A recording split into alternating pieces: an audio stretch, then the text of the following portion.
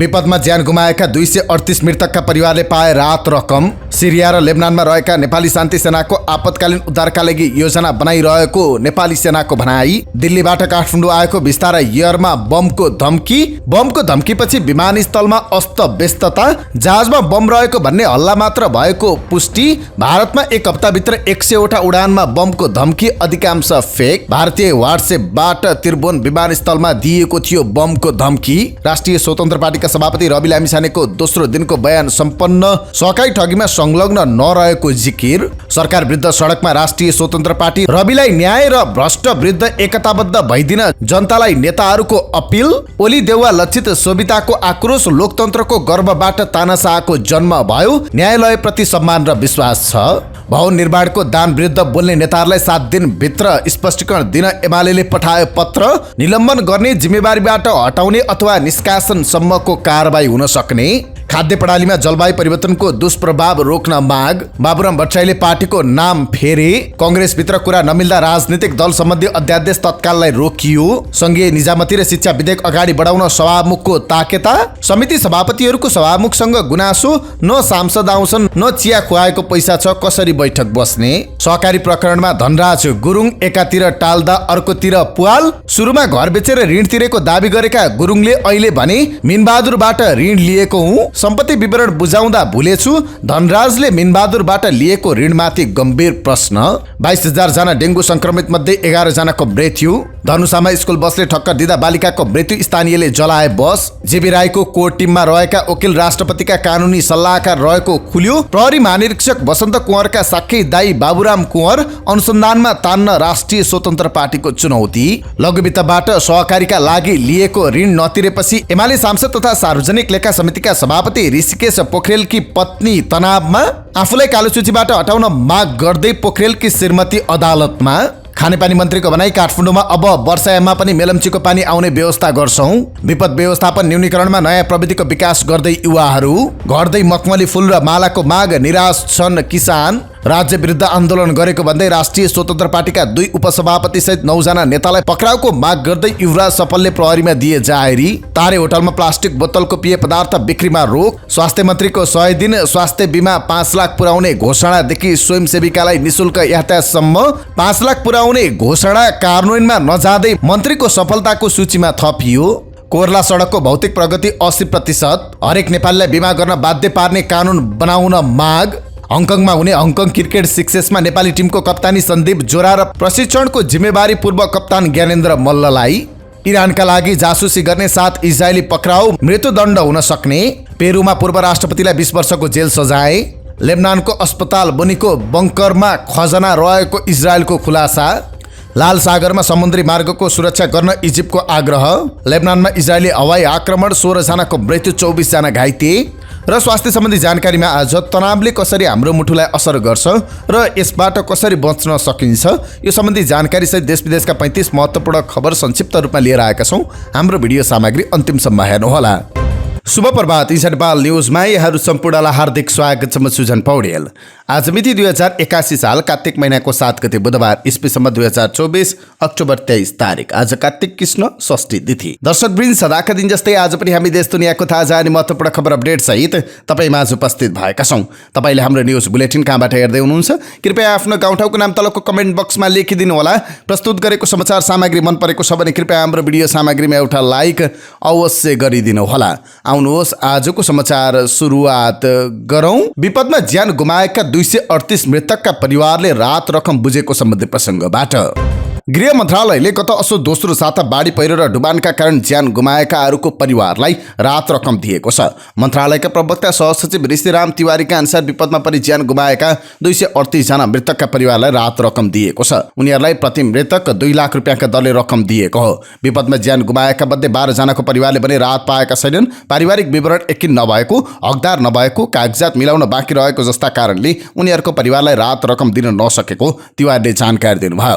अहिलेसम्म मृतकका परिवारलाई राहत स्वरूप 5 करोड 46 लाख रुपियाँ वितरण गरिएको उहाँको भनाइ छ। काभ्रेमा ज्यान गुमाएका 79 मध्ये 78, ललितपुरका 46 मध्ये 45, धादिङका 63, काठमाडौँका 19, पाँचथर, मकवानपुर, सिन्धुपाल्चोक र दोलखाका 7-7 जना मृतक परिवारले राहत पाएका छन्।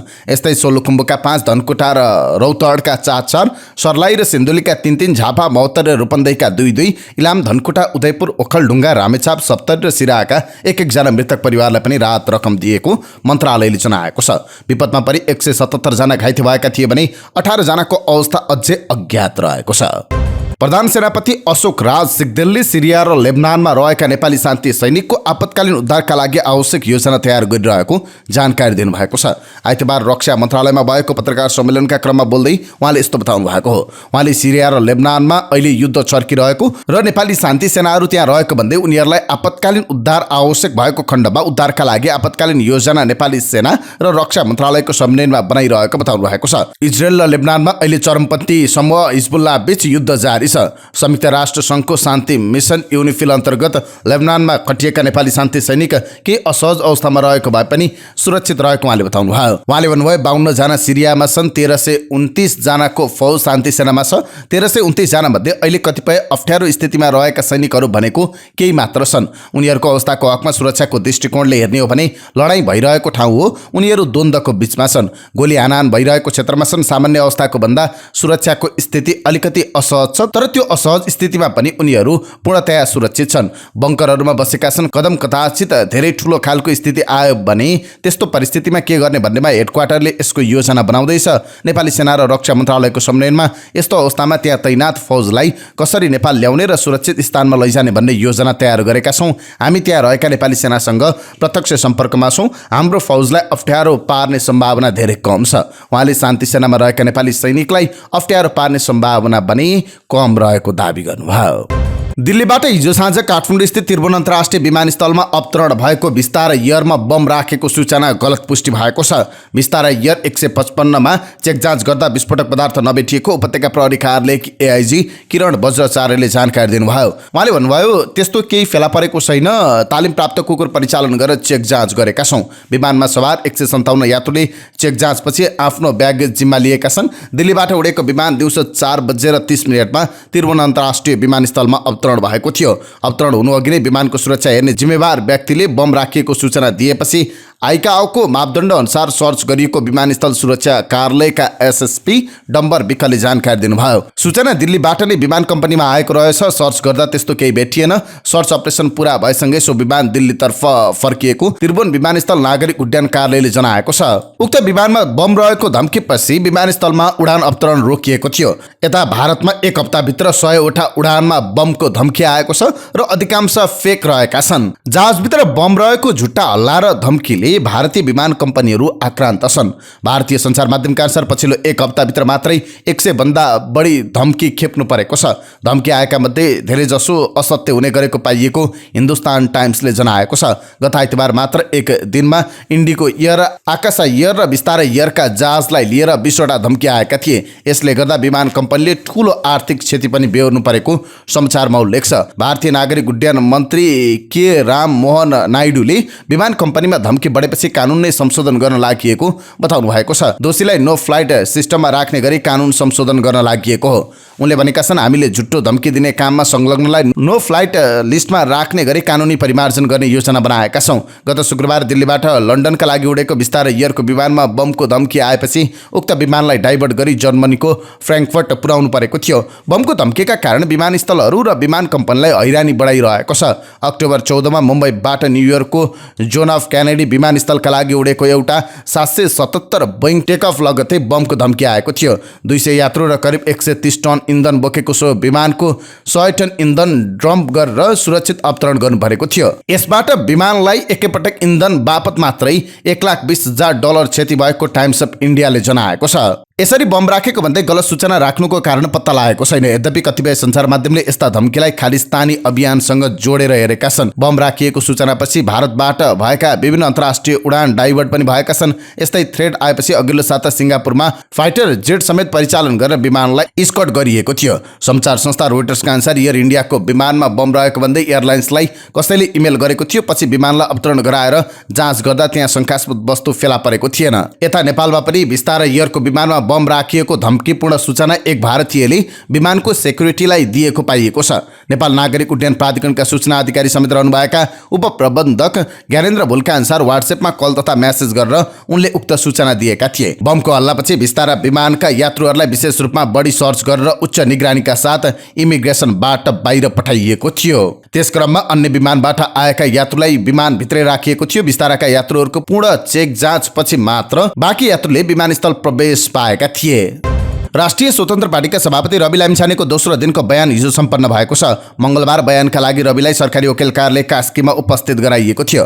यसअघि सोमबार पनि जिल्ला प्रहरी कार्यालय कास्कीले लामिछानेलाई सरकारी वकिल कार्यालयमा बयानका लागि उपस्थित गराएको थियो। राष्ट्रिय स्वतन्त्र पार्टीका सभापति लामिछाने कार्तिक 2 मा पार्टी मुख्यालय वनस्थलीबाट पक्राउ पर्नु भएको थियो। त्यसपछि आइतबार कास्की जिल्ला अदालतका न्यायाधीश नवराज दालले उहाँलाई 6 दिन हिरासतमा राखेर अनुसन्धान गर्न प्रहरीलाई अनुमति दिनुभएको थियो। उहाँ विरुद्ध सूर्यदर्शन सहकारीको संस्थापक अध्यक्ष गीतेन्द्र बाबु जीबी राईसँग मिलेर सहकारीको रकम अपचलन गरेको आरोप छ। संसदीय छानबिन समितिले उहाँले सहकारीबाट ऋण नलिएको तर सहकारीमा पैसा आइसकेपछि प्रशासनिक खर्चमा खर्च गरेको भन्दै कारबाहीको भागीदार हुनुपर्ने भन्दै कारबाही सिफारिस गरेको थियो। बयानका क्रममा उहाँले सहकारी ठगीमा आफू संलग्न नरहेको जिकिर गरेको बताइएको छ। राष्ट्रिय स्वतन्त्र पार्टीकी नेत्री सोभिता गौतमले पार्टी सभापति रवि लामिछानेले न्याय पाउने विश्वास व्यक्त गर्नुभएको छ। पार्टी सभापति रवि लामिछाने पक्राउको विरोधमा पार्टीले पोखराको 0 किलोमिटरमा गरेको विरोध सभामा सम्बोधन गर्दै प्रतिनिधि सभा सदस्य समेत रहनुभएकी सांसद गौतमले न्यायालयमा सरकारको छाया पर्न नदिन र विधिको शासनका लागि पार्टी आन्दोलनमा होमिएको बताउनुभयो। प्रधानमन्त्री केपी शर्मा ओली र नेपाली कांग्रेसका सभापति शेरबहादुर देउवा लक्षित गर्दै उहाँले लोकतन्त्रको गर्भबाट तानाशाहहरूको जन्म भएको आरोप लगाउनुभयो। पार्टीका सभापति निर्दोष हुँदाहुँदै पनि पक्राउ गरेर झुटो मुद्दा चलाउन राज्य लागेको भन्दै उहाँले त्यसलाई तानाशाहको संज्ञा दिनुभयो। राज्य तानाशाहको शैलीमा प्रस्तुत भएको छ। सभापतिमाथि राजनीतिक प्रतिशोध साधिएको छ। उहाँले भन्नुभयो लोकतन्त्रको गर्भबाट तानाशाहहरूको जन्म भयो तर न्यायपालिका प्रति विश्वास र सम्मान छ। उहाँले न्याय पाउनुहुन्छ। सांसद गौतमले राष्ट्रिय स्वतन्त्र पार्टीले वास्तविक सहकारी पीडितलाई न्याय दिलाउन काम गर्ने बताउनुभयो। सभापति रवि लामिछानेमाथि भएको धरपकडको विरोधमा हिजो पनि सडकमा कार्यकर्ताहरू उत्रिएका छन्। सहकारी ठगीको प्रतिशोधपूर्ण र नियोजित मुद्दा बनाएर आफ्नो गल्ती ढाक्न सरकार लागि परेको ठहर गर्दै राष्ट्रिय स्वतन्त्र पार्टी सडकमा उत्रिएको हो। सभापति लामिछानेमाथिको धरपकडलाई नेताहरूले परम्परागत भ्रष्ट नेता र पार्टी विरुद्ध बोल्दाको प्रतिशोध साधेको र वैकल्पिक राजनीतिक शक्ति मास्ने प्रपञ्च गरिरहेको आरोप लगाएका छन्। कांग्रेस र एमालेका केही नेताहरूको भ्रष्टाचार आचरण र राजनीति दाउमा परेपछि राष्ट्रिय स्वतन्त्र पार्टीमाथि नियोजित षड्यन्त्र गर्न खोजिएको भन्दै नेताहरूले आफूहरूको साथमा उभिन देश विदेशमा रहेका सबैमा अपील समेत गरेका छन्। मंगलबार पोखराको 0 किलोमिटरमा भेला भएर सुरु भएको विरोध प्रदर्शन अमरसिंह चोक पुगेर कोण सभामा परिणत भएको थियो। पार्टीका उपसभापति डीपी अर्यालका अनुसार दिउँसो 31 बजे 0 किलोमिटरबाट राजनीतिक प्रतिरोध विरुद्धको ऐक्यबद्धताका लागि कार्यक्रम सुरु भएको थियो। लामिछानेले सहकारीको रकम गोर्खा मिडियामा ल्याउन कुनै भूमिका नदेखिएको सहकारी छानबिन समितिको प्रतिवेदनमा उल्लेख गरिए पनि मिडियामा आएको पैसा कार्यालय सञ्चालनमा खर्च गरेको विषयमा प्रहरीले उहाँलाई शुक्रबार पक्राउ गरेको थियो। नेकपा एमाले पार्टी केन्द्रीय भवन दानमा स्वीकार्ने निर्णय विपरीत बोल्ने नेताहरूलाई स्पष्टीकरण पत्र पठाएको छ। महासचिव शङ्कर पोखरेलले 7 दिनभित्र लिखित जवाब पेश गर्न स्पष्टीकरण पत्र पठाउनु भएको हो। आइतबार साँझ बसेको सचिवालय बैठकले पूर्व उपाध्यक्ष भीम रावल, स्थायी कमिटी सदस्य बिन्दा पाण्डे र केन्द्रीय सदस्य उषा किरण तिमिल सिन्हासँग स्पष्टीकरण सोध्ने निर्णय गरेको थियो। सचिवालयको निर्णय बमोजिम महासचिव पोखरेलले पार्टीको निर्णय विपरीत टिप्पणी गर्नुको कारण सोध्नु भएको छ। विधानको धारा 81 बमोजिमको कारबाही किन गर्नु नपर्ने हो, सोको आधार र कारण सहित 7 दिनभित्र स्पष्टीकरण पेश गर्न अनुरोध छ। स्पष्टीकरण पत्रमा भनिएको छ एमाले विधानको धारा 81 मा पार्टी निर्णय पालना नगर्ने नेताहरूलाई निलम्बन गर्ने, जिम्मेवारीबाट हटाउने अथवा निष्कासनसम्मको कारबाही गर्न सक्ने व्यवस्था छ। पाण्डे र तिमिल सिन्हाले व्यवसायी मीरबहादुर गुरुङबाट दानमा केन्द्रीय कार्यालय स्वीकार्ने पार्टी निर्णयप्रति विमति जनाउनु भएको थियो। पूर्व उपाध्यक्ष रावललाई भने यो निर्णय विपरीत बोल्ने मात्र नभएर विगत लामो समयदेखि अलग गतिविधि गरेको आरोप लगाइएको छ। खाद्य प्रणालीमा जलवायु परिवर्तनको दुष्प्रभाव रोक्नुपर्ने जलवायु तथा खाद्य अधिकार अभियन्ताहरूले माग गरेका छन्। काठमाडौँमा प्रदर्शन गर्दै उनीहरूले खाद्य प्रणालीमा जलवायु परिवर्तनको दुष्प्रभाव रोक्न र खाद्य अधिकार सुनिश्चितताका लागि दीर्घकालीन नीति तथा कार्यक्रम बनाउन माग गरेका छन्। सोमबार विभिन्न एसियाली मुलुकमा भएको खाद्य अधिकार र जलवायु न्यायका सन्दर्भमा काठमाडौँमा पनि ऐक्यबद्धता स्वरूप उक्त कार्यक्रम आयोजना गरिएको हो। लगातार वर्षाका कारण भएको विनाशकारी बाढी पहिरो र त्यसले कृषि क्षेत्रमा गरेको अर्बौंको क्षतिको पूर्तिका लागि नेपाल जस्ता अति कम विकसित राष्ट्रको आवाज अन्तर्राष्ट्रिय जलवायु छलफलमा उठाउन प्रदर्शन गरिएको उनीहरूले बताएका छन्। आयोजक संस्था मध्येको एक गरिबी उन्मूलनका लागि दक्षिण एसिया मञ्च सापेका प्रमाण अधिकारीले भन्नुभयो, खाद्य असुरक्षाको अन्त्य खाद्य सम्प्रभुतामा निहित छ, जसले विश्व बजार र बहुराष्ट्रिय निगमहरूभन्दा खाद्य उत्पादन वितरण र उपभोग गर्नेहरूको अधिकार र आवश्यकतालाई प्राथमिकता दिन्छ। नेपाल ग्रामीण पुनर्निर्माण संस्थानका भानु पराजुलीले भन्नुभयो, हाम्रो वर्तमान खाद्य प्रणाली दिगो वा जलवायु अनुकूल छैन, त्यसैले यसलाई दिगो र जलवायु अनुकूल बनाउन सम्बन्धित निकायको ध्यान जान जरुरी छ। सत्ता गठबन्धन घटक नेपाली कङ्ग्रेसभित्र कुरा नमिल्दा राजनीतिक दल सम्बन्धी अध्यादेश ल्याउने सरकारको तयारीमा तत्काललाई ब्रेक लागेको छ। सभापति शेरबहादुर देउवा र महामन्त्री गगन थापा लगायत नेता अध्यादेशका लागि सहमत भए पनि शेखर कोइरालाले सार्वजनिक रूपमा विरोध गरेपछि कङ्ग्रेसमा समस्या आएको बुझिएको छ। अध्यादेश ल्याउँदा नेकपा यस लगायत साना दल विभाजित हुने र त्यसको लाभ एमाले लिने कोइरालाको दाबी छ। नेकपा यसका 1/3 भन्दा बढी केन्द्रीय सदस्य र आधा जति सांसदहरूले विभाजनमा सहजताका लागि अध्यादेश ल्याइदिन प्रधानमन्त्री र एमालेलाई दबाब दिइरहेका थिए। हिजो एमाले विभाजन गर्न अध्यादेश ल्याउन हुने, अहिले नेकपा यसमा बस्न सक्दैन भन्दा किन नल्याउने भन्ने उनीहरूको माग थियो। यो बुझेर हिजो दिनभर नेकपा यसका नेताहरू अध्यादेशको पक्षमा नउभिन कङ्ग्रेस नेताहरूकोमा दौडधुपमा लागेका थिए। अस्ति मात्र विपक्षी दलहरूले संयुक्त रूपमा ज्ञापन पत्र बुझाउँदै अध्यादेश नल्याउन ध्यानकर्षण गराएका थिए। प्रचण्ड माधव सहित पुग्नुभएका 5 दलका नेताहरूलाई प्रधानमन्त्रीले अध्यादेश ल्याउने आफ्नो कुनै योजना नरहेको प्रष्टीकरण दिनुभएको थियो। ओलीको भनाइ थियो, हिजो मेरो फुटाउन जसरी अध्यादेश ल्याइयो तिनै साथीहरूलाई अहिले त्यस्तो लागेको हुन सक्छ, तर सरकारले कुनै तयारी गरेको छैन। अहिले कुनै पार्टी फुटाएर एमालेमा मिलाउने हाम्रो योजना छैन। अध्यादेशलाई लिएर विपक्षी गठबन्धनले विरोध जनाएको र कङ्ग्रेसभित्रै कुरा नमिलेपछि तत्काल विवादमा पर्नुभन्दा अध्यादेशको प्रक्रिया अगाडि नबढाउनेतिर सरकार गएको स्रोतको भनाइ छ। यद्यपि राजनैतिक दल सम्बन्धी विचाराधीन विधेयकमै दल विभाजनको प्रावधानलाई खुकुलो बनाउने गरी संशोधन हाल्न सकिने ठाउँ एकातिर छ भने अर्कोतिर हल्ला नगरी सरकारले अध्यादेश ल्याउन पनि सक्नेछ। प्रधानमन्त्री ओलीले माधव नेपाल नेतृत्वको नेकपा यसलाई फुटाउने रणनीतिका साथ अध्यादेश ल्याउने तयारी गरेको भए पनि तत्काललाई रोकिएको छ। अध्यादेश ल्याएर ओलीले पार्टी फुटाउन खोजेपछि नेकपा यसका नेताहरूले कङ्ग्रेस नेताहरूसँग भेटेर अध्यादेशको पक्षमा नउभिन आग्रहसहित दौडधुप बढाएका थिए। कङ्ग्रेसका प्रचार विभाग प्रमुख मीनबहादुर विश्वकर्मा अध्यादेश ल्याउने पक्षमा पार्टी नरहेको बताउनुभयो। उहाँले भन्नुभयो, राजनैतिक दल सम्बन्धी विधेयक संसदमा विचाराधीन छ।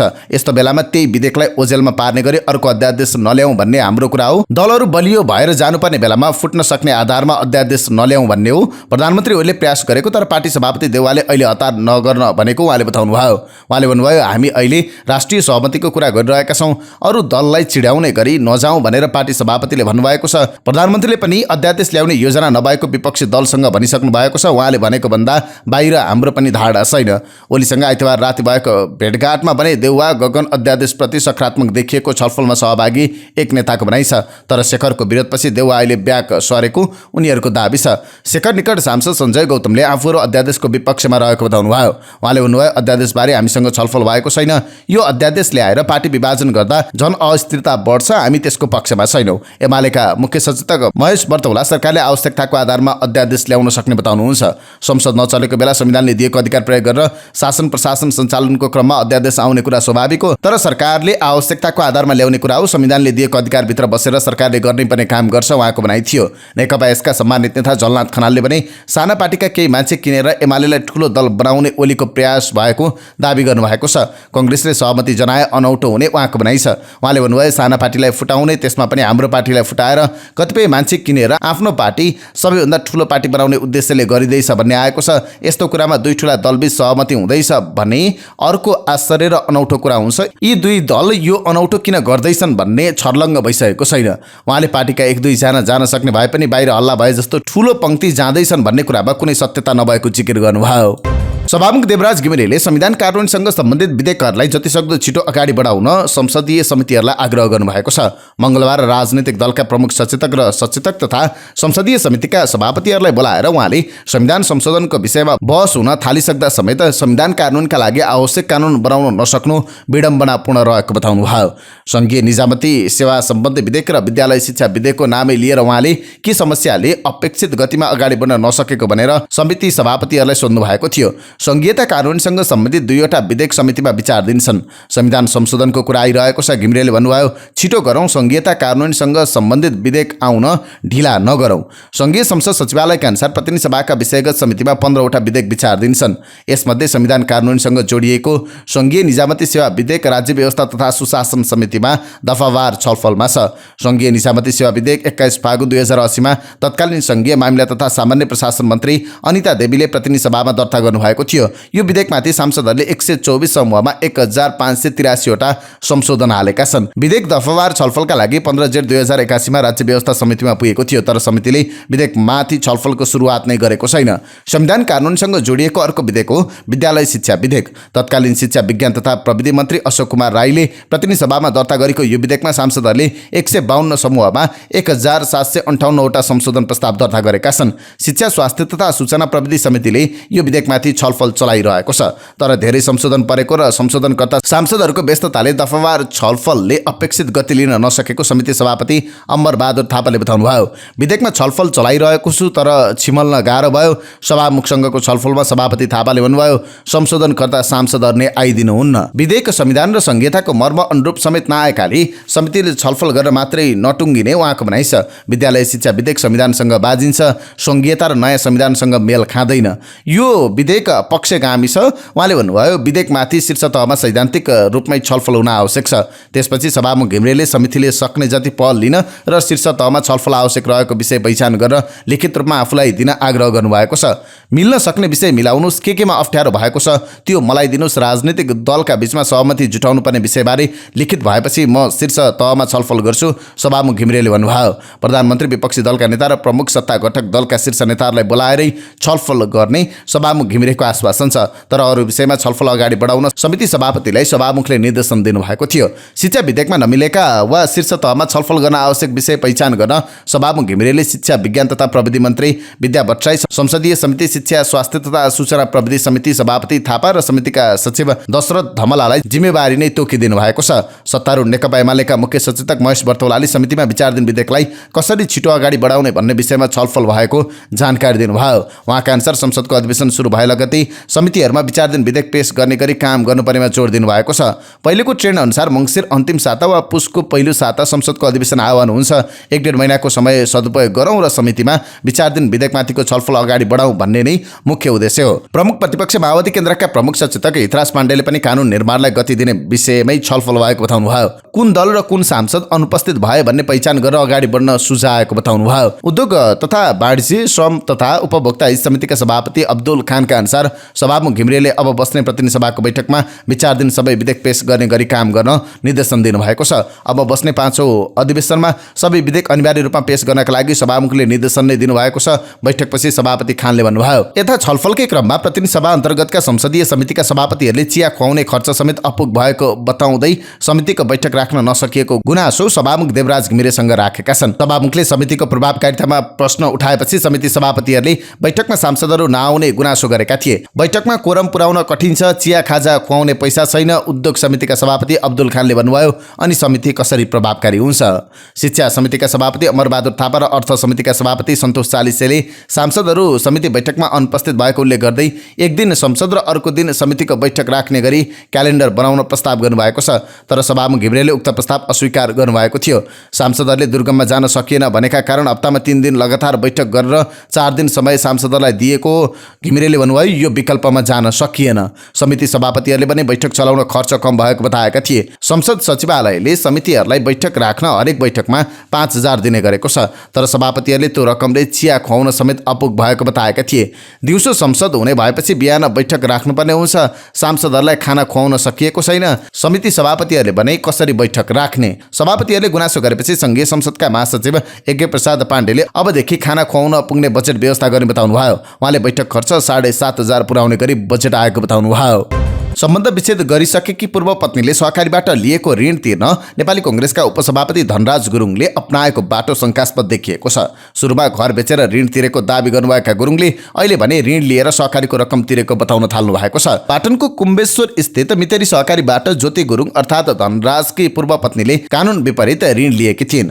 गैर कानुनी रूपमा ऋण लिने प्रक्रियामा ज्योतिका साथै उहाँका पति एवं नेपाली कांग्रेसका सांसद धनराज गुरुङ समेत संलग्न भएको भन्दै प्रश्न उठिरहेको छ। सम्बन्ध विच्छेद भइसकेकी पत्नीले गरेको काममा आफ्नो जवाबदेहिता नहुने अभिव्यक्ति दिने गर्नुभएका धनराजले 2081 वैशाख र जेठमा सुटुक्क सहकारीको ऋण तिर्नु भएको थियो। त्यति बेला घर बेचेर ऋण तिरेको बताउने उहाँले अहिले भने भाटबाटेनीका सञ्चालक मिनबहादुर गुरुङसँग ऋण लिएको पनि बोली फेर्नु भएको छ। 2081 भदौ अन्तिम साता अनलाइन खबर संघको प्रतिक्रियामा पूर्व मन्त्री समेत रहनुभएका गुरुङले घर बेचेर ऋण तिरेको बताउनु भएको थियो। उहाँले अनलाइन खबरसँग भन्नुभएको थियो, मैले जसलाई घर बेचे उसले मेरो तर्फबाट सहकारीमा रकम जम्मा गरेका हुन्, किन पटक पटक गरे उनीले बुझ्ने कुरा हो। मितेरी सहकारी बारे प्रहरीको केन्द्रीय अनुसन्धान ब्युरोमा समेत फाइल पुगिसकेको छ। ब्युरो सम्बद्ध स्रोतका अनुसार धनराजले भाटबाटेनी डिपार्टमेन्ट स्टोरका सञ्चालक मिनबहादुर गुरुङसँग रकम लिएको खुलासा भएको छ। मिनबहादुरले मितेरी सहकारीमा 91,25,000 रुपियाँ तिरिदिएको खुलेको छ, जसमध्ये 82,27,000 रुपियाँ चेक मार्फत प्रवाह भएको छ। बाँकी 8,98,000 रुपियाँ भने नगद पेश भएको सहकारीको अभिलेखबाट देखिन्छ। मिनबहादुर गुरुङले नेपाल इन्भेस्टमेन्ट ब्याङ्कको आफ्नो खाताबाट 17 वैशाख र 6 जेठ 2081 मा मितेरी सहकारीमा रकम जम्मा गरिदिएका थिए। मिनबहादुरले ऋण तिरिदिएको विवरण विभिन्न सञ्चार माध्यम र सामाजिक सञ्जालबाट सार्वजनिक भएपछि कांग्रेस उपसभापति समेत रहेका धनराज गुरुङले आफ्नो बोली बदल्नु भएको छ। उहाँले अनलाइन खबरसँग कुराकानी गर्दै मिनबहादुरसँग आफूले ऋण लिएको र त्यसको कागजात पनि सुरक्षित रहेको बताउनुभयो। उहाँले भन्नुभयो, मैले 10% ब्याज तिर्ने गरी वकिल र साँची राखेर ऋण लिएको हुँ। मितेरी सहकारीमा लामो समय काम गरेकी ज्योति त्यही संस्थामा महाप्रबन्धक समेत बनेकी थिइन्। सहकारीको बचत रकम प्रक्रिया मिचेर गैरकानुनी रूपमा ऋणको रूपमा लिएपछि ज्योति गुरुङ विवादमा परेकी थिइन्। त्यसैको सेरोफेरोमा धनराजले 2076 फागुनमा कागजी सम्बन्ध विच्छेद गरेको आरोप छ। यो सम्बन्ध विच्छेदको वास्तविकतामाथि प्रश्न उठ्ने गरेको छ। प्रतिनिधि सभामा प्रतिवेदन बुझाउने दिन सहकारी छानबिन विशेष संसदीय समितिका सभापति सूर्य थापाले सहकारी ठगीमा संलग्नहरूले कागजी रूपमा समेत सम्बन्ध विच्छेद गरिरहेको अभ्यास देखिएको बताउनु भएको थियो। पत्नीको नाम संलग्न भएका कारण आफ्नो नाम समेत मुछिएपछि कांग्रेस उपसभापति गुरुङले गत वैशाखमा ऋण तिरेको खुलेको हो। यति बेला उहाँले सम्बन्ध विच्छेद भइसकेकी पूर्व पत्नीको ऋण दायित्व लगायतसँग आफ्नो कुनै सरकार नहुने प्रतिक्रिया दिनुभएको थियो। सम्बन्ध विच्छेद भएकी पत्नीको नाममा रहेको ऋण तिर्ने रकम आफैले जो गरिदिएको खुलेपछि धनराज अहिले अप्ठ्यारोमा पर्नु भएको छ। अनलाइन खबर संघको प्रतिक्रियामा भने गुरुङले अपचलनको विवादमा ज्योति गुरुङ जवाबदेही हुनुपर्ने भए पनि ऋणको बारेमा आफू पनि संलग्न भएको प्रतिक्रिया दिनुभएको छ। मैले ऋण लिँदा हामी सङ्गोलमा थियौँ, ऋण मेरो नाममा पनि छ, त्यो अवस्थामा ऋण तिर्नुपर्ने दायित्व मेरो पनि हो। उहाँले भन्नुभयो, सङ्गोलको ऋणमा भोलि अलग अलग वा जे भए पनि हामीले छुटाउन मिल्दैन भनेर उहाँहरूले ऋणलाई बन्डा गर्न मान्नु भएन, त्यसैले गर्दा मैले ऋण तिरेको हुँ। मितेरी सहकारीका अध्यक्ष कुम्भराज गुरुङले संसदीय छानबिन विशेष समितिमा गरेको बयान अनुसार महाप्रबन्धक ज्योति गुरुङले लिएको 12 करोड 50 लाख रुपियाँ इनामिना हुँदा सहकारी सङ्कटमा परेको हो। त्यो रकम ब्याज समेत जोड्दा 14 करोड 81 लाख पुगेको उहाँले समितिमा बयान दिनुभएको छ। उहाँले बयानमा भन्नुभएको थियो, सहकारीका 9 जना सञ्चालक समिति सदस्य सहित माननीय धनराज गुरुङ र ज्योति गुरुङ बसेर संस्थाको समस्या समाधान गर्छौँ भनेर मौखिक प्रतिबद्धता व्यक्त गर्नुभएको थियो, तर पूरा भएन। हाल ज्योति गुरुङ कहाँ हुनुहुन्छ मेरो जानकारीमा छैन। यता पदको दुरुपयोग भएको आशंका गरिएको छ। कानुन मन्त्रालयको अभिलेख अनुसार 21 वैशाख 2080 मा कानुन मन्त्री बन्नुभएका गुरुङ 10 महिना पदमा रहनुभयो। नेपालको संविधान अनुसार कानुन मन्त्री न्याय परिषदको पदेन सदस्य हुन्छन्। न्याय परिषदका 4 सदस्य मध्ये वरिष्ठतम मर्यादामा रहने कानुन मन्त्री न्यायाधीशको नियुक्ति, सरुवा बढुवा एवं उनीहरूमाथिको उजुरी छानबिनमा समेत संलग्न हुन्छन्। धनराज गुरुङ कानुन मन्त्री भएकै बखत 11 भदौ 2080 मा केन्द्रीय अनुसन्धान ब्युरोको अनुसन्धान प्रतिवेदनका आधारमा सरकारी वकिलको कार्यालय काठमाडौँले किर्ते मुद्दा दायर गरेको थियो, जसमा भाटबाटेनीका सञ्चालक मिनबहादुर गुरुङ पनि प्रतिवादी थिए। 12 असारमा पक्राउ परेर मुद्दाका साथमा अदालत पेश भएका भाटबाटेनीका सञ्चालक मिनबहादुर 24 भदौ 2080 मा धरौटीमा छुटेका थिए। उनी त्यतिबेला झन्डै 2.5 महिना थुनामा परेका थिए। उनी विरुद्धको मुद्दा अहिले पनि जिल्ला अदालतमा विचाराधीन रहेको छ।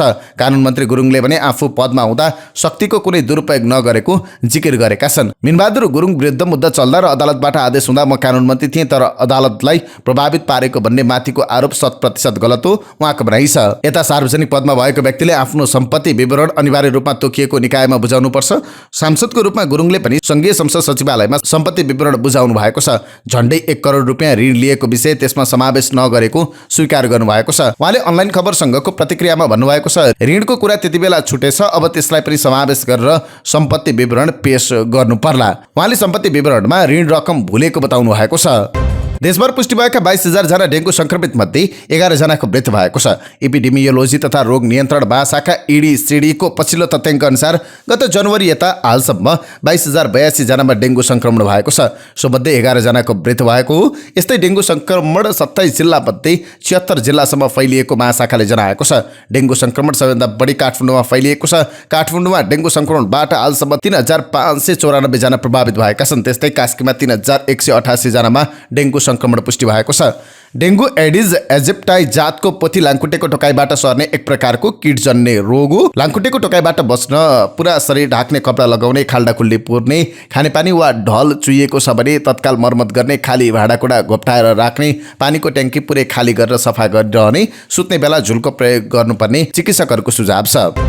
धनुषाको धनौजीमा विद्यालय जाँदै गरेकी एक बालिकाको स्कुल बसले किच्दा मृत्यु भएको छ। मृत्यु हुनेमा धनुषाको धनौजी गाउँपालिका 2 स्थित राम जानकी बोर्डिङ स्कुलमा अध्ययनरत 11 वर्षीय आरोही कुमारी मण्डल रहेकी छन्। धनुषाका प्रहरी प्रवक्ता DSP वरुण बहादुर सिंहका अनुसार हिजो बिहान 10 बजेतिर बा 3 प 9065 नम्बरको जनज्योति बोर्डिङ स्कुलको बसले विद्यालय जाने बेला बालिकालाई ठक्कर दिएको थियो। गम्भीर अवस्थामा उनलाई उपचारका लागि प्रादेशिक अस्पताल जनकपुरमा भर्ना गरिएको थियो। उनको उपचारको क्रममा मृत्यु भएको DSP सिंहले बताउनुभयो। आक्रोशित स्थानीयले बसमा आगजनी गरेका थिए। बस पूर्ण रूपमा जलेर क्षति पुगेको DSP सिंहले बताउनुभयो।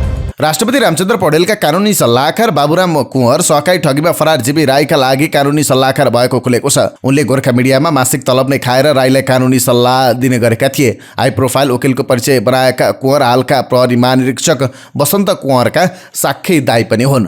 कांग्रेस पृष्ठभूमिका उनको प्रहरीदेखि राजनीतिक दलसम्म पहुँच र प्रभाव बलियो छ। त्यसैले उनलाई लाभको पदको कमी कहिल्यै भएन। अर्घाखाँचीका स्थायी बासिन्दा कुँवर कांग्रेस निकट कानुन व्यवसायीको संगठन डेमोक्रेटिक लयर्स एसोसिएसनका पूर्व अध्यक्ष हुन्। 2070 सालमा तत्कालीन कांग्रेस सभापति सुशील कोइराला प्रधानमन्त्री हुँदा उनलाई महाधिवक्ता बनाएका थिए। त्यसैगरी 2074 सालमा उनी गण्डकी प्रदेश तत्कालीन प्रदेश नम्बर 4 को प्रदेश प्रमुख भएका थिए। जीवी राई नेटवर्क बिजनेसमा हुँदादेखि नै उन कुँवर को टिममा रहेको नेपालप्रेस.com मा खबर सार्वजनिक भएको छ। नेचर हब्स नामक कम्पनीमा राईले उनलाई कानुनी सल्लाहकार बनाएका थिए। त्यसै त उनले निरन्तर राईलाई साथ दिइरहे। राईका हरेक मुद्दामा कुँवरले नै बहस गर्ने गरेका थिए। गोर्खा मिडियाको स्थापनादेखि र आर्थिक स्रोत व्यवस्थापनसम्मका हरेक विषयमा राईले कुँवरसित सल्लाह लिने गरेका थिए। सहकारीबाट पैसा ल्याएर गोर्खा मिडियामा हाल्ने सम्पूर्ण प्रक्रियामा कानुनी पाटोबाट उहाँले नै जिम्मेवारी लिनुभएको थियो। गोर्खा मिडियाका एक पूर्व कर्मचारीको भनाइ उद्धृत गर्दै नेपालप्रेस.com मा खबर सार्वजनिक भएको छ। सहकारी ठगी सम्बन्धी छानबिनका लागि बनेको संसदीय समितिले कुँवरलाई बयानसम्ममा तानेन। अहिले उनलाई प्रहरीदेखि राजनीतिक नेताहरूसम्मले संरक्षण गरिरहेको राष्ट्रिय स्वतन्त्र पार्टीका नेताहरूको भनाइ छ। पार्टीका एक केन्द्रीय सदस्यले भनेका छन्, प्रहरीले जफत गरेको गोर्खा मिडियासँग सम्बन्धित हार्ड डिस्कबाट समेत कुँवरको नाम हटाइएको हामीले सूचना पाएका छौँ। पोखरामा राष्ट्रिय स्वतन्त्र पार्टीले हिजो आयोजना गरेको पत्रकार सम्मेलनमा पार्टीका कार्यवाहक प्रवक्ता मनिष झाले समेत कुँवरको नाम लिनुभएको थियो। उहाँले कुँवरलाई छानबिनमा तान्न सरकारले चुनौती समेत दिनुभयो। विगतमा गोर्खा मिडियाका सल्लाहकार रहनुभएका बाबुराम कुँवर अहिले राष्ट्रपति ज्यूको कानुनी सल्लाहकार हुनुहुन्छ। यो सरकारले उहाँलाई छानबिनमा तान्न सक्छ, उहाँले प्रश्न गर्नुभयो। स्रोतका अनुसार जीवी राई फरार नहुँदासम्म उहाँसँग निकट रहेका थिए कुँवर। 2079 साल चैतमा राष्ट्रपतिले उनलाई आफ्नो कानुनी सल्लाहकार नियुक्त गरेका हुन्। जतिबेला उनी गोर्खा मिडियाका समेत सल्लाहकार थिए। जीवी राई फरार भएपछि मात्रै उनी सो संस्थाबाट अलग भएका हुन्। मोरङको उमा गौरी कृषि सहकारीको लघु वित्त वित्तीय संस्थाको ऋण नतिर्दा आफू समेत कालो सूचीमा परेपछि सांसद पत्नी अदालत पुगेकी छन्। सहकारीले लिएको ऋणको दायित्वमा आफू नपर्ने भन्दै उनले कालो सूचीबाट नाम हटाउन परमादेश माग गर्दै गत असोजमै दिएको निवेदन उच्च अदालत विराटनगरमा विचाराधीन छ। RSDC लघु वित्त वित्तीय संस्थाको ऋण चुक्ता नगरेपछि लघु वित्तले सहकारीको सञ्चालक समितिका अध्यक्ष शम्भु प्रसाद रौनियार, उपाध्यक्ष दिलमाया राई, कोषाध्यक्ष शम्भु प्रसाद सिंह, सचिव आलम अन्सारी मिया, सदस्य अञ्जला कोइराला, अमद मण्डल र रोशन राजवंशीलाई कालो सूचीमा राखेको थियो। अञ्जला एमाले सांसद तथा प्रतिनिधि सभाको सार्वजनिक लेखा समितिका सभापति ऋषिकेश पोखरेलकी पत्नी रहनु भएको छ। सहकारीले 28 असोज 2077, 13 फागुन 2077 र 24 असार 2078 मा सञ्चालक समितिको बैठक राखेर RSDC लघुवित्तबाट ऋण लिने निर्णय गरेको थियो। यो निर्णयमा आलमसहित सञ्चालक समितिका पदाधिकारीले हस्ताक्षर गरेका थिए। सहकारीले लघुवित्तबाट ऋण लिइसकेपछि 5 माघ 2078 मा राजीनामा दिएकी थिइन् र त्यसको 10 दिनपछि स्वीकृत भएको थियो। अदालतमा दिएको निवेदनमा उनले आफूले सञ्चालक समिति सदस्यबाट राजीनामा दिएका कारण संस्थाको ऋणको दायित्व आफ्नो नहुने जिकिर गरेकी छन्। उच्च अदालतका न्यायाधीश ममता खनाल र नरेश कुमार चौधरीको इजलासले 13 असोजमा प्रारम्भिक सुनवाईपछि असोज र कार्तिकको तलब र दशैं भत्ता भुक्तानी दिन अन्तरिम आदेश दिएको थियो। मासिक रूपमा सरकारी स्तरबाट प्राप्त हुने सम्बद्ध 2081 आश्विन र कार्तिक महिनाको तलब र दशैं खर्च सम्बन्धित निकायबाट प्रेषित भएको र बैंकमा प्राप्त भएको देखिने प्रमाणबाट यकिन गरी उल्लेखित 2 महिनाको तलब दशैं खर्चसम्म रोक्का नगरी निवेदकले भुक्तानी माग्न आए खाता सञ्चालन भएको बैंकबाट भुक्तानी दिने व्यवस्था मिलाउनु आदेशमा भनिएको थियो। कालो सूचीमा परेपछि शिक्षिका अञ्जलाले आफ्नो बैंक खाताबाट तलब भत्ता पनि झिक्न पाएकी थिइनन्। उनले संस्थाको सबै काम अध्यक्षले गर्ने भएकाले ऋण लिनलाई हस्ताक्षर गरे पनि अहिले त्यो दायित्वमा आफू जिम्मेवार नहुने तर्क गरेकी छन्। अदालतमा सहकारीको तर्फबाट कालीबाबु कामतले दिएको लिखित जवाबमा पनि राजीनामा गरेका कारण अञ्जलालाई कालो सूचीमा राख्न नमिल्ने भनिएको छ। आरएसडीसी लघुवित्त वित्तीय संस्थाले पनि सञ्चालक समिति सदस्य भएकाले अञ्जला दायित्वबाट पन्छिन नमिल्ने दाबी गरेको छ। आरएसडीसी लघुवित्तले उच्च अदालतमा पठाएको जवाबमा भनिएको छ, आफू बाल रहेको अवस्थामा बिना दितो लिएको ऋण फरफारक गरे पश्चात जे गरे पनि हुने भए पनि ऋण लिने बेलामा कबुलियत लिने गरी र बीचमै मैले छोडेको कारण मेरो दायित्व होइन छैन भन्न मिल्दैन। अञ्जला कोइराला विराट महेन्द्र रात्रि मावि विराटनगरको शिक्षिका समेत हुन्। लघुवित्तले शिक्षा विकास तथा समन्वय इकाइ मोरङ र विराटनगर नगरपालिकालाई पनि पत्र लेखेर कर्जा चुक्ता गर्नका लागि सहयोग गर्न आग्रह गरेको थियो। मोरङको धनपाल थान गाउँपालिका 4 कर्सिया बजारमा रहेको सहकारीका सञ्चालकले बचतकर्ताको नाममा बैंकमा ऋण निकालेर व्यक्तिगत काममा प्रयोग गरेको पनि भेटिएको छ। सस्तो ब्याजमा महिला उद्यमी कर्जा दिलाइदिने भन्दै बैंकबाट सदस्यको नाममा 10 लाख रुपियाँ कर्जा निकालेर ऋणीलाई 2 लाख दिएर 8 लाखसम्म सञ्चालक आफैले चलाएको पीडितले उल्लेख गरेका छन्। नबिल बैंकसँगको सम्झौतापछि उमा गौरीले 2077 सालदेखि महिला उद्यमशील कर्जा दिन थालेको थियो। यो कर्जा लिएका सबैजसो सदस्य सहकारीबाट ठगिएका छन्। ऋणको किस्ता सहकारीमा बुझाए पनि सहकारीले बैंकमा नबुझाएपछि बैंकले उनीहरूलाई ताकेता गरेको थियो। यसै प्रकरणमा एमाले सांसद तथा प्रतिनिधि सभाको सार्वजनिक लेखा समितिका सभापति ऋषिकेश पोखरेलमाथि प्रश्न उठिरहेको छ। ऋषिकेश पोखरेल र सहकारीका अध्यक्ष शम्भु प्रसाद रौनिया बीच निकटको सम्बन्ध रहेको दावी गरिएको छ। संघीय मामिला तथा सामान्य प्रशासन मन्त्री राजकुमार गुप्ताले संसदमा विचाराधीन संघीय निजामती सेवा विधेयक छिट्टै पारित गर्ने बताउनु भएको छ। मंगलबार अपराह्न सिंहदरबारमा पत्रकार सम्मेलन गरी आफ्नो 100 दिनको कामको उपलब्धि सार्वजनिक गर्ने क्रममा उहाँले सो आश्वासन दिनुभएको। सो ऐनलाई छिट्टै पारित गर्नका लागि राजनैतिक दलका नेतृत्वसँग पुनः छलफललाई तीव्रता दिएको र सकारात्मक सहयोग पनि पाइरहेको उल्लेख गर्दै मन्त्री गुप्ताले सो विधेयक छिट्टै ल्याउने आश्वासन दिनुभयो। उहाँले संविधान र स्थानीय सरकार सञ्चालन ऐन संशोधनका लागि अर्थ मन्त्रालयमा राय लिने काम सकिएको र कानुन मन्त्रालयबाट स्वीकृति पाएपछि त्यसलाई अगाडि बढाउने बताउनु भयो। नेपाल समाजवादी पार्टी नेसपाले आगामी माघ 25 र 26 र 27 गते काठमाडौँमा महाधिवेशन गर्ने भएको छ। पोखरामा हिजो सम्पन्न भएको प्रथम विधान अधिवेशनबाट उक्त मितिमा पार्टीको महाधिवेशन गर्ने सचिवालय बैठकको निर्णय पारित गरेको छ। सभापति बाबुराम भट्टराईको नेतृत्वमा बसेको सचिवालय बैठकले महाधिवेशनमा प्रत्येक पार्टी सदस्यले प्रत्यक्ष मतदान गर्ने व्यवस्था गरिएको छ। विधान अधिवेशनबाट पार्टीको नाम र झण्डा पनि परिवर्तन गरिएको छ। विधान प्रतिनिधिहरूबाट सर्वसम्मत रूपमा नाम र झण्डा पारित गरिएको हो। पार्टीको नाम नेपाल समाजवादी पार्टी नयाँ शक्ति र संक्षिप्तमा नेसपा नयाँ शक्ति भएको छ। राष्ट्रिय सभा अध्यक्ष नारायण प्रसाद दाहालले अन्तर्व्यवस्थापिका सङ्घ आइपियुको 149औं महासभामा नेपाली प्रतिनिधिमण्डलको सहभागिता उपलब्धिमूलक र सफल रहेको बताउनु भएको छ। असो 27 देखि कार्तिक 1 गतेसम्म स्विजरल्यान्डको जेनेभामा भएको अन्तर्व्यवस्थापिका सङ्घ आइपियुको 149औं महासभामा राष्ट्रिय सभा सदस्य दाहालसहित 9 सदस्यीय टोलीको सहभागिता रहेको थियो। मंगलबार सिंहदरबार स्थित आफ्नो कार्यकक्षमा पत्रकारहरूसँग भेटघाट गर्दै अध्यक्ष दाहालले महासभामा नेपाली प्रतिनिधिमण्डलको सहभागिता उपलब्धिमूलक र सफल रहेको बताउनुभयो। खानेपानी मन्त्री प्रदीप यादवले वर्षायाममा मेलम्ची खानेपानी बन्द गर्नुपर्ने अवस्था अन्त्य गर्नका लागि सरकारले काम सुरु गरेको बताउनु भएको छ। सोपानीको मुहानमा नयाँ हेडवर्क्स निर्माण कार्य सुरु गरेर सरकारले वर्षायाममा मेलम्ची खानेपानी काठमाडौँ नल्याउने अवस्था अन्त्य गर्ने कामको सुरु गरेको बताउनु भयो। मंगलबार अपराह्न सिंहदरबारमा आफूले सम्पादन गरेका 100 दिनको मुख्य कार्यहरू सार्वजनिक गर्ने क्रममा उहाँले सोपानी बर्सातमा पनि वितरण हुने गरी नयाँ हेडवर्क्स निर्माण कार्य सुरु गरिएको बताउनु भयो। मन्त्री यादवले आफूले गत वर्ष माघमा मात्रै ल्याउन सफल भएको मेलम्चीको पानी यस वर्ष दशैं अगावै ल्याउने काममा सफलता हात पारेको दाबी समेत गर्नुभयो। रक्षा मन्त्री मानवीर राईले महाकाली करिडोर बनाउने कुरा सरकारको उच्च प्राथमिकतामा रहेको बताउनु भएको छ। मंगलबार 100 दिन पुगेको अवसरमा मन्त्रालयमा आयोजित पत्रकार सम्मेलनमा उहाँले यस्तो बताउनु भएको हो। उहाँले नेपाल निर्माणदेखि नै नेपाली सेनाको ठूलो भूमिका रहेको उल्लेख गर्दै नेपाली सेनालाई अप्ठ्यारो पार्ने भन्दा पनि भरपर्दो विश्वासिलो भएकै कारणले जिम्मेवारी दिइने गरेको बताउनु भयो। उहाँले नेपाली सेनालाई विवादित बनाउने काममा सरकार नरहेको बताउनुभयो। उहाँले लिपुलेक क्षेत्रको बाटो अर्थात् कर्णाली करिडोर सरकारको उच्च प्राथमिकतामा रहेको पनि बताउनुभयो। उहाँले आगामी बजेटमा धेरैभन्दा धेरै बजेट ल्याएर करिडोर सम्पन्न गर्ने विश्वास व्यक्त गर्नुभयो। इन्जिनियरिङ विधामा अध्ययनरत युवाहरूले बहुप्रकोपीय विपद व्यवस्थापनमा प्रयोग हुने सफ्टवेयर र हार्डवेयर विकास गरेका छन्। बहुप्रकोपीय विपद व्यवस्थापनमा विभिन्न जटिलताहरू आउने गरेको र व्यवस्थापन चुनौतीपूर्ण बनेको अवस्थामा युवाहरूले स्थानीय साधन र स्रोत प्रयोग गरी गर्न सकिने प्रविधिको विकास गरेका हुन्। स्टार्ट नेटवर्कको सक्रियतामा आयोजना गरिएको 41 डिस्टार ह्याकाथनमा सहभागी युवाहरूले विपद पूर्व, विपद प्रतिकारी र विपदपछिको पुनर्स्थापनामा प्रयोग गर्ने सफ्टवेयर विकास गरेका हुन्। यसमा विपद पूर्वको अवस्था विश्लेषण, विपद प्रतिकारी, जनस्वास्थ्य खोज तथा उद्धार, पोषण साथै पुनर्स्थापनामा गरिने कार्यहरूमा आर्टिफिसियल इन्टेलिजेन्सको प्रयोग गरी सफ्टवेयर निर्माण गरेका हुन्। आर्टिफिसियल इन्टेलिजेन्सको प्रयोग गरी बनाइएको सफ्टवेयर एप्लिकेसन विपद व्यवस्थापनका लागि प्रभावकारी हुने भएकाले तत्काल विपद प्रतिकारी भई जोखिम न्यूनीकरण गर्न सहज हुने विश्वास गरिएको छ। आइतबारदेखि मङ्गलबारसम्म धुलीखेलमा आयोजना गरिएको ह्याकाथनमा देशभरबाट छानिएका 7वटा समूहले विपद व्यवस्थापनका लागि बनाएको प्रविधिको विस्तृत प्रस्तुत गरेका थिए। ह्याकाथनलाई नेतृत्व र मोनिटरिङ गर्नुभएका इन्जिनियरिङ अध्ययन संस्थानको विपद अध्ययन केन्द्रका निर्देशक डाक्टर वसन्त राज अधिकारीले आर्टिफिसियल इन्टेलिजेन्सको अधिकतम प्रयोग गरी विकास गरिएको युवाहरूको आविष्कारले विपद जोखिम न्यूनीकरण कार्यलाई सहज बनाउने विश्वास व्यक्त गर्नुभयो। ह्याकाथनले युवाहरूलाई समूहमा काम गर्न प्रोत्साहन गर्ने र नवीन सोचहरूलाई परिपक्व बनाउन सहयोग गर्ने भएकाले आविष्कारमा चासो राख्नेहरूलाई पनि महत्त्वपूर्ण अवसर बनेको बताउनुभयो। मुलुकभरका 136 जना युवाबाट छानिएका 7वटा नवीन आविष्कारकहरूलाई विपद व्यवस्थापनमा काम गर्दै आएका विज्ञहरूले मोनिटरिङ गरिरहेका छन्। तिहार आउन अब केही दिन मात्रै बाँकी छ। यस वर्ष कार्तिक 18 गते भाइटिका परेको छ। 14 गतेदेखि तिहार विधिवत रूपमा सुरु हुनेछ। यति बेला भक्तपुरका फूल व्यापारी र किसानलाई मखमली फूलको माला बनाउन भ्याइ नभ्याइ छ। तिहारमा मखमली फूलको माला विशेष मानिन्छ।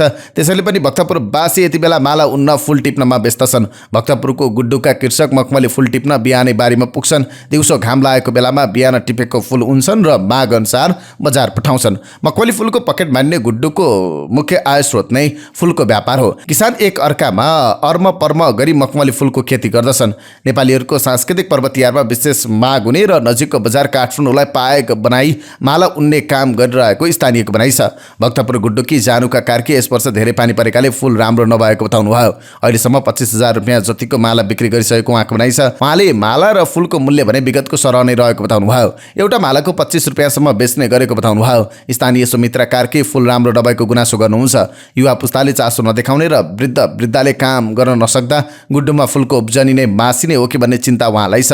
मालाको मूल्य विगतको झैँ यस वर्ष पनि 20 रुपियाँ नै रहेको उहाँले बताउनुभयो। आफूहरूसँग किनेर लैजानेहरूले बढी नाफा खाने गरेको तर किसानलाई 20 रुपियाँ भन्दा बढी नदिने गरेको उहाँको दुखेसो छ। दुःख र मेहनत अनुसार मूल्य कम भएको उहाँको भनाइ थियो। आफूलाई अभियन्ता बताउने युवराज सफलले राष्ट्रिय स्वतन्त्र पार्टीका उपसभापति डोलप्रसाद अर्याल तथा डाक्टर स्वर्णिम वाग्ले सहित 9 जना नेतालाई पक्राउ गरेर कानुनी कारबाहीको दायरामा ल्याउन माग गरेका छन्। सभापति एवं पूर्व उपप्रधान तथा गृहमन्त्री रवि लामिछाने सहकारी ठगी प्रकरणमा अनुसन्धानका लागि पक्राउ परेकोमा सरकारले गरेको काम कारबाही विरुद्ध आन्दोलनमा उत्रिएको भन्दै सफलले कारबाहीको माग गर्दै जिल्ला प्रहरी परिसर काठमाडौँमा जाहेरी पेश गरेका छन्। सफलले 2 जना उपसभापति सहित राष्ट्रिय स्वतन्त्र पार्टीका उपनेता विराज भक्त श्रेष्ठ, संसदीय दलका प्रमुख सचेतक सन्तोष परियार, पूर्व शिक्षा मन्त्री सुबाना श्रेष्ठ, डाक्टर तोसीमा कार्की, हरि ढकाल, गणेश पराजुली, मणि चा विरुद्ध मङ्गलबार दिउँसो जाहेरी पेश गरेको सफलले जानकारी दिएका छन्। उनका अनुसार उनीहरूले मुलुकी अपराध संहिता 2074 को दफा 50 अनुसार राजद्रोह सम्बन्धी महलको उपदफा 3 मा उल्लेख भएको कसुर गरेको बताएका छन्। उक्त कसुरदारलाई 3 वर्ष कैद र 30,000 रुपियाँसम्म जरिवाना गर्ने व्यवस्था रहेको र उक्त व्यवस्था अनुसार उनीहरूलाई तत्काल पक्राउ गरेर हदैसम्मको कारबाहीको माग सफलले गरेका छन्। जिल्ला प्रहरी परिसर काठमाडौँका प्रमुख प्रहरी वरिष्ठ उपरीक्षक एसएसपी वसन्त रजौरेले पनि जाहेरी दर्ता नभएको बताउनु भएको छ। उहाँले जाहेरी पेश भएको भए पनि दर्ता भइ नसकेको र कोही कसैलाई पक्राउ तथा नियन्त्रणमा लिन कोही कसैले जाहेरी दर्ता गर्न जरुरी नभएको भन्दै प्रहरीले कानुन उल्लङ्घन गर्ने जोसुकैलाई जतिबेला पनि नियन्त्रणमा लिन सक्ने बताउनुभयो। सरकारले तारे होटलमा प्लास्टिक जन्य बोतल सहितका पेय पदार्थ बिक्रीमा रोक लगाएको छ। संस्कृति, पर्यटन तथा नागरिक उड्डयन मन्त्रालय पर्यटन विभागले यस्तो रोक लगाउने निर्णय गरेको हो। तारे होटल तथा सबै रिसोर्टमा प्लास्टिक जन्य बोतलमा रोक लगाउने निर्णय भएको मन्त्रालयले जनाएको छ। विभागबाट तारे स्तर वर्गीकरण भई इजाजत प्राप्त गरी सञ्चालनमा रहेका होटल तथा रिसोर्टहरूमा प्लास्टिक जन्य बोतल सहितका पेय पदार्थहरू प्रयोगमा आइरहेको भनी जानकारी प्राप्त हुन आएकाले कम्तीमा 4 तारे वा सोभन्दा माथिल्लो स्तरका होटल तथा रिसोर्टहरूमा पिउने पानीका लागि प्रयोगमा आउने प्लास्टिक जन्य बोतलमा रोक लगाइएको पर्यटन विभागका महानिर्देशक सहसचिव डाक्टर नारायण रेग्मीले जानकारी दिनुभयो। प्लास्टिक जन्य बोतलको प्रयोगबाट मानव स्वास्थ्य तथा वातावरणमा समेत नकारात्मक प्रभाव पर्ने हुँदा प्लास्टिक जन्य बोतलको प्रयोगमा निषेध गरी काँचका बोतल तथा अन्य धातुको भाँडा प्रयोग गरी होटलका कोठा तथा रेस्टुरेन्टहरूमा पिउने पानीको व्यवस्था मिलाउन निर्देशन दिएको महानिर्देशक रेग्मीले बताउनुभयो। स्वास्थ्य तथा जनसङ्ख्या मन्त्री प्रदीप पौडेलले आफू मन्त्री नियुक्त भएपछिको 100 दिने उपलब्धि सार्वजनिक गर्नुभएको छ। मन्त्रीको सचिवालयका अनुसार मन्त्री पौडेलले यो अवधिमा स्वास्थ्य बिमा 5 लाख पुर्याउने घोषणादेखि स्वयंसेविकालाई निशुल्क यातायातका लागि यातायात व्यवसायी राष्ट्रिय महासङ्घसँग सम्झौता भएको उपलब्धिको रूपमा घोषणा गर्नुभएको छ। यद्यपि उहाँले घोषणा गरेको 5 लाख पुर्याउने योजना भने कार्यान्वयन हुने छाँडकाँड छैन। त्यसैलाई उहाँले आफ्नो 100 दिनको उपलब्धिमा राख्नु भएको छ। यस्तै अस्पतालमा भिड व्यवस्थापन र 17 सङ्घीय अस्पतालमा अनलाइन प्रणाली सुरु गरेको दावी गर्नुभएको छ। त्यस्तै उपभोक्तालाई उचित मूल्यमा औषधि उपलब्ध गराउन भन्दै स्वास्थ्य तथा जनसङ्ख्या मन्त्री प्रदीप पौडेलले सुझाव समिति गठन गर्नुभएको छ। मंगलबार मन्त्री स्तरीय निर्णय गर्दै मन्त्री पौडेलले अर्थविद डाक्टर पोषराज पाण्डेको संयोजकत्वमा 7 सदस्यीय सुझाव समिति गठन गर्नुभएको छ। कालीगण्डकी गण्डकी करिडोर बेनी जुमसुम कोर्ला सडक आयोजनाको भौतिक प्रगति 80% पुगेको छ। आयोजनाको प्रतिवेदन अनुसार आर्थिक वर्ष 2080-81 को असार अन्तिमसम्म कोर्ला सडकको भौतिक प्रगति 80% र वित्तीय प्रगति 75% पुगेको जनाइएको छ।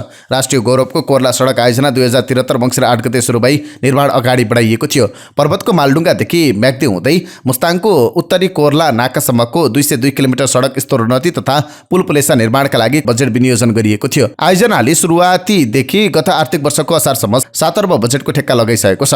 नेपालको दक्षिणी भूभागलाई उत्तरी भूभागसँग हरेक मौसममा सवारी साधन चल्ने सडक सञ्जालबाट जोड्ने र सडक सञ्जालकै माध्यमबाट नेपाल चीन कोर्ला नाका सञ्चालनमा ल्याउने गरी राष्ट्रिय गौरवको बेनी जुमसुम कोर्ला सडक आयोजनाको परिकल्पना गरिएको हो।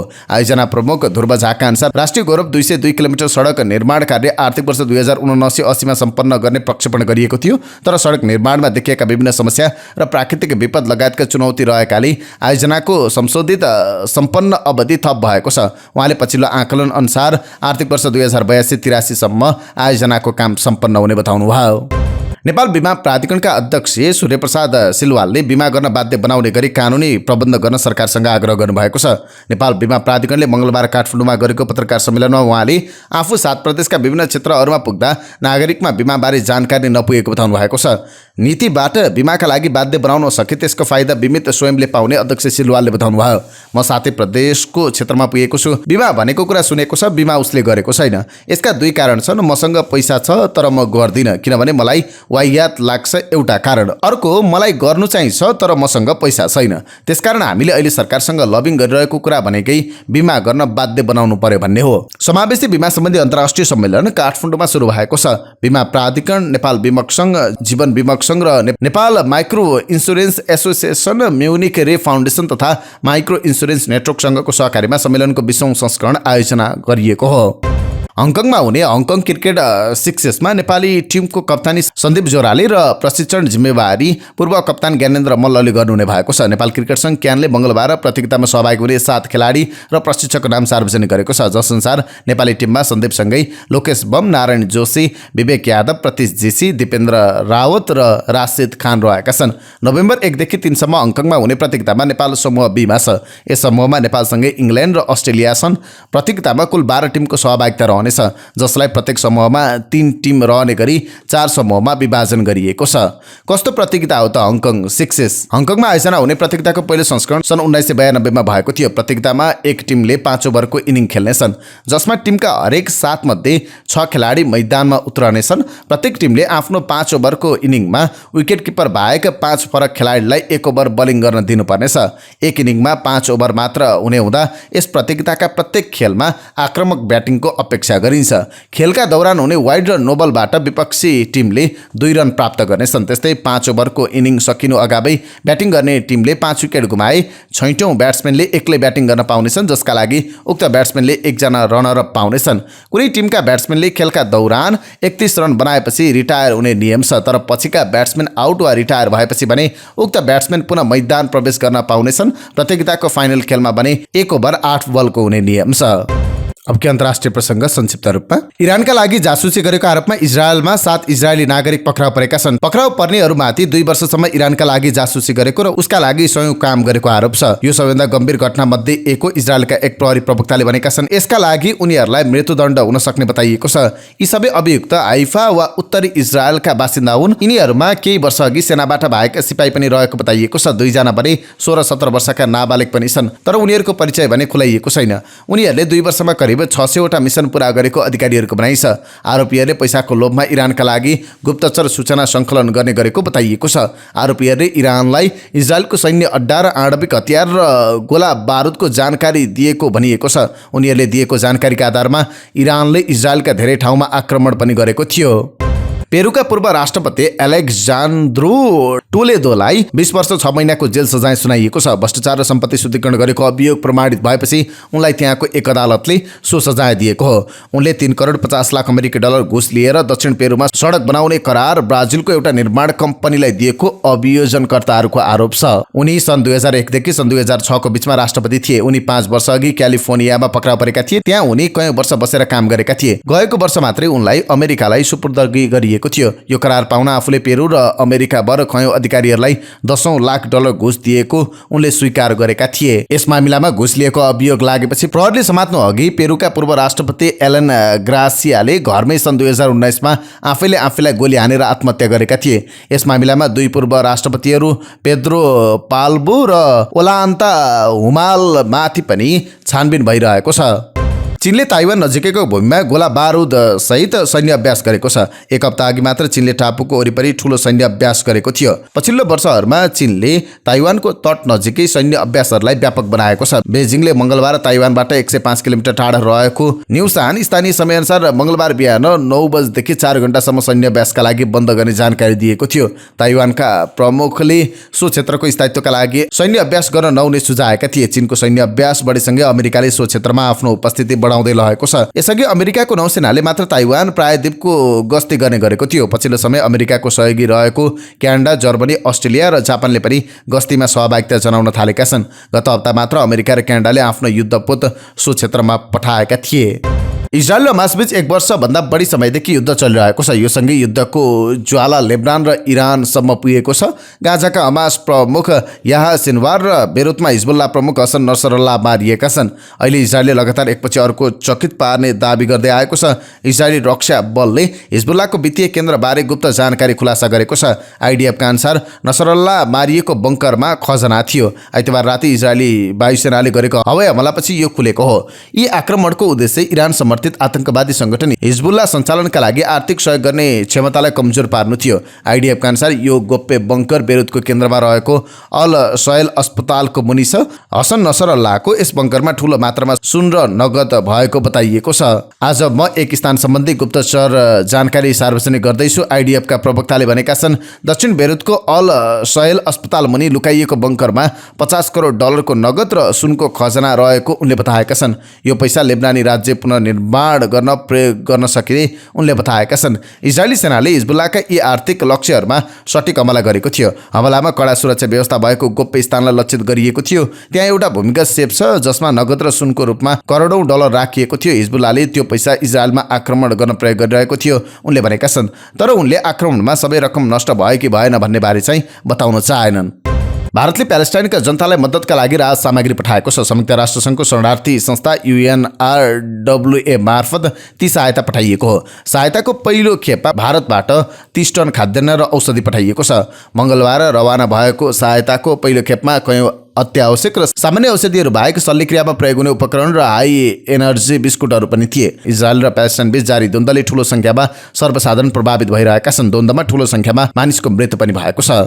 इजिप्टका विदेश मन्त्री बद्र अब्देलाटीले लाल सागरमा समुद्री मार्गको सुरक्षा सुनिश्चित गर्न आह्वान गरेका छन्। इजिप्टको राष्ट्रिय सुरक्षासँग प्रत्यक्ष सम्बन्ध जोडिएकाले समुद्री मार्गको सुरक्षा गर्न आग्रह गरेका हुन्। इजिप्टको विदेश मन्त्रालयले यमनका लागि संयुक्त राष्ट्रसङ्घका विशेष दूत हान्स गुडबर्गसँग कायरोमा भएको भेटमा उक्त टिप्पणी गरेका हुन्। यमनी जनताको आकांक्षा पूरा गर्ने र उनीहरूको मानवीय पीडाको अन्त्य गर्ने तरिकाले यमनी सङ्कटको व्यापक राजनीतिक समाधानमा पुग्ने उद्देश्यका लागि सबै प्रयासका लागि इजिप्टको समर्थन व्यक्त गरेका छन्।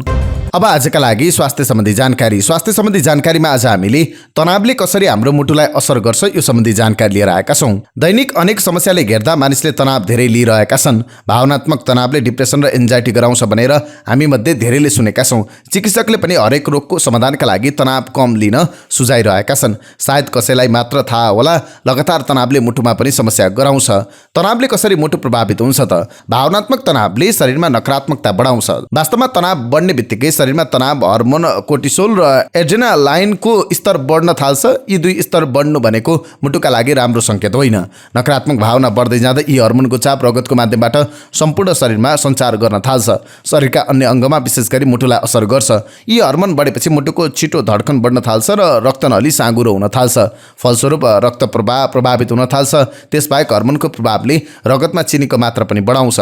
तनाव नियन्त्रण गरिएन भने मुटुको धमनीको भित्तामा क्षति पुग्ने सम्भावना बढ्छ। यसो भनिरहँदा तनाव हुने बित्तिकै मुटुलाई असर पार्छ भन्ने होइन। तनावले बारम्बार मस्तिष्कलाई असर गरिरहेको छ भने मात्र मुटु प्रभावित हुन्छ। दैनिकमा सामान्य तनाव नपर्ने मानिस कोही छ भने त्यो नगन्य संख्यामा हुन सक्छ। तनाव हर कोहीलाई पर्न सक्छ, मात्र तनावको प्रकृति फरक हुन्छ। तनावलाई विज्ञानले दुई किसिममा विभाजन गरेको छ। छोटो र सामान्य अर्थात् एक्युट र क्रोनिक अर्थात् लामो समयसम्म रहने तनाव। एक्युट तनाव कुनै प्रकारले अचानक एकैछिन तनाव भएको जस्तो गराउने र एकछिनमा हराउँछ भने त्यसलाई एक्युट तनाव मात्र भनिन्छ।